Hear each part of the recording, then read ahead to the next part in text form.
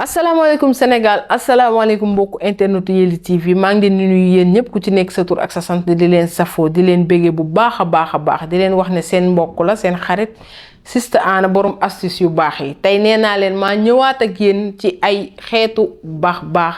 muy astuce yoo xamante ne ba tey rek day concerner jigéen yi nga xamante ne bëgg nañoo am karaw bëgg nañ seen karaw gudd ndax li ma leen tàmm di wax rek karaw bokk na ci li nga xamante ne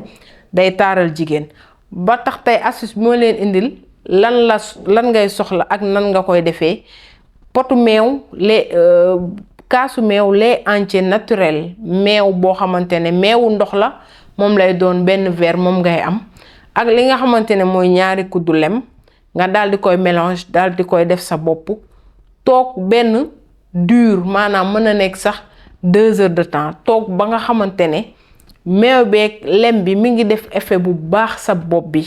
nga daal di jël li nga xamante ne mooy ndox bu sedd nga raxasee ko ginnaaw bi nga ko raxasee ndox mu sedd aussi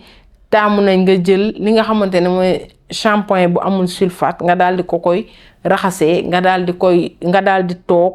di ko def noonu ainsi de suite ba baa ngay gis résultat yu leer taamu nañ ci nga koy def une fois dans la semaine ba baa ngay gis résultat yu leer nee naa leen ñun Yelli TV ci yii la ñuy dox xeeti baax yi rek bu ngeen ñuy topp rek du ngeen ko réccu benn yoon di leen wax ne aussi ngeen di aimer vidéo yi di commentaire aussi ndax nee naa leen seen ay j'aime ak seen ay commentaire bokk na ci li nga xamante ne daf ñuy yokku fit daf ñuy yokku doole di leen wax ne rek ngeen wéy di abonné di leen jox dig daje ba beneen yoon ci yeneen i astuce